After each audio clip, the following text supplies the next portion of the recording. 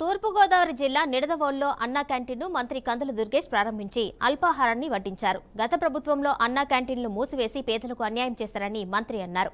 మానవ సేవే మాధవ సేవ నినాదంతో కూటమి నాయకులు పనిచేయాలని సూచించారు.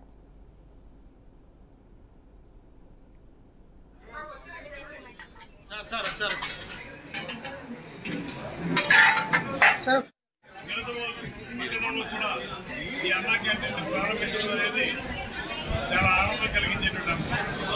కారణం పేద ప్రజలకి పట్టిన అన్నం పెట్టాలని, అన్నార్థుల్ని ఆదుకోవాలని, ఆకలితో ఉన్న వారికి